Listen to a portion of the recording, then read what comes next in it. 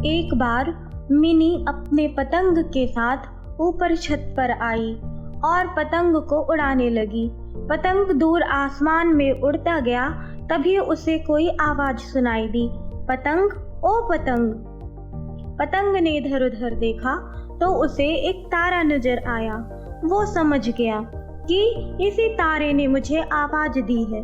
तब तारे ने कहा, पतंग क्या तुम मुझसे दोस्ती करोगे? तब पतंग ने कहा, हाँ क्यों नहीं। अगली सुबह फिर मिन्नी उस पतंग को लेकर जैसे ही छत पर पहुंची तो बारिश होने लगी। पतंग के भीग जाने से मिन्नी ने पतंग को वहीं छोड़ा और नीचे आ गई।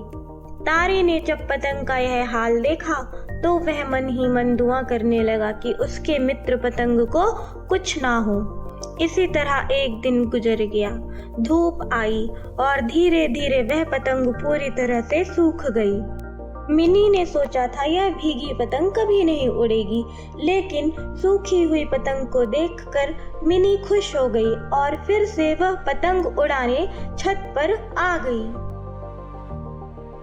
देखते ही देखते पतंग ऊपर आकाश में उड़ने लगी और धीरे धीरे ऊपर जाने लगी।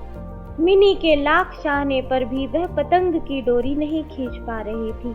पतंग ऊपर की ओर उड़ते चली गई और उसने ऊपर से कहा, मिनी सच्ची मित्रता वह होती है जब एक मित्र मुसीबत में भी दूसरे मित्र का साथ ना छोड़े। तुमने बारिश में भीगा देखकर मेरा साथ छोड़ दिया था, जबकि तारे ने मेरे लिए दुआ की, इसलिए अब मैं तुम्हें छोड़कर जा रही हूँ। अचानक पतंग की डोरी टूट गई और मिनी उसे देखती रह गई। पलक झपकते ही मिनी के सामने डोर का ढेर लग गया था। नहीं थी तो वह पतंग जिसने मित्रता को पहचान लिया था और मित्र को कभी ना छोड़ने का वादा निभाया था।